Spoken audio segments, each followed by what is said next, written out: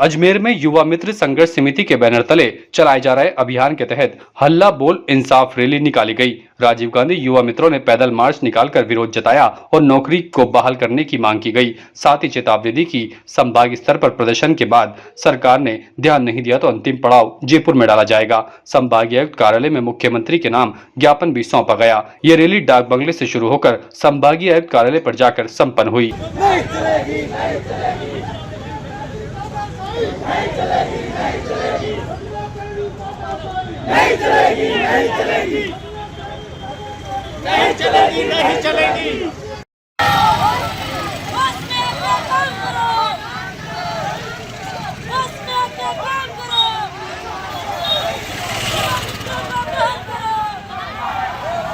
प्रदेश अध्यक्ष संजय मीणा हेंगवा ने बताया कि राजीव गांधी युवा मित्रों को सेवा से हटे हुए लगभग 2 वर्ष हो चुके हैं और आर्थिकी और सांख्यिकी विभाग के अंतर्गत कार्यरत रखते हुए राज्य सरकार की विभिन्न जन कल्याणकारी योजनाओं को जन जन तक पहुंचाने का कार्य कर रहे हैं। लगातार मांग करने के बावजूद उनकी बहाली पर कोई निर्णय नहीं लिया गया और अब उन्होंने आंदोलन का रुख अपनाने का फैसला किया है। उन्होंने कहा कि अगर उनकी मांगे नहीं मानी जाती है तो फिर जयपुर जाकर मुख्यमंत्री कार्यालय का घेराव किया जाएगा और इसकी समस्त जिम्मेदारी सरकार और प्रशासन की होगी।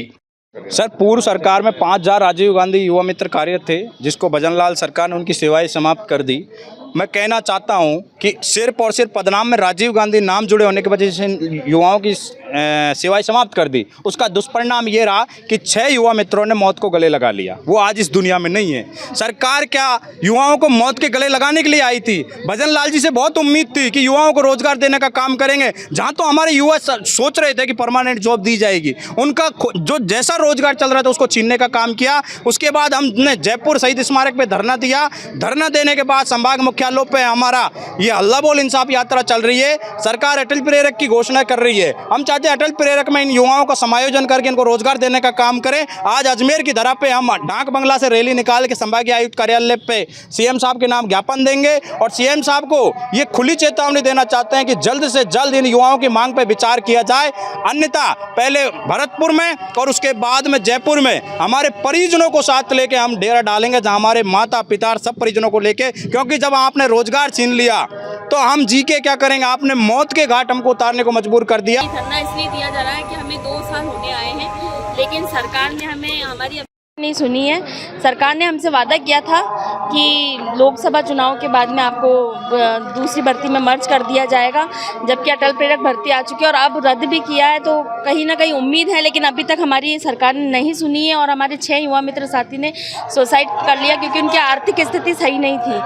तो मैं सरकार से कहना चाहूँगी, कहीं तो एक जगह तो वो बात करती है कि महिलाओं और युवाओं के विकास के लिए, सुरक्षा के लिए, लेकिन मुझे नहीं लगता है कि जो सरकार कहती है वो करती है। मेरे को ये लगता है सरकार गूंगी, बहरी और अंधी है, उसको कुछ दिखाई नहीं दे रहा है। ये महिलाएं छोटे छोटे बच्चों को लेके आई है, इसमें काफ़ी तलाकशुदा है, काफ़ी बहुत सी परेशानियों से जूझ रही है और बहुत सौ की आर्थिक स्थिति सही नहीं है। 2 साल से हम बेरोजगार घूम रहे हैं और दर दर की ठोकरें खा रहे हैं और उस टंकी पे कुछ बच्चे चढ़ गए थे। उस टाइम पे हमें आश्वासन दिया गया था कि आपको जो चुनाव है उसके बाद में आपको दूसरी नौकरी देंगे, लेकिन अभी तक कोई नौकरी नहीं है, कुछ नहीं है। तब से 2 साल हो गए, दर दर भटक रहे हैं। हमारे छोटे छोटे बच्चे कहाँ तक लेके घूमेंगे ऐसे?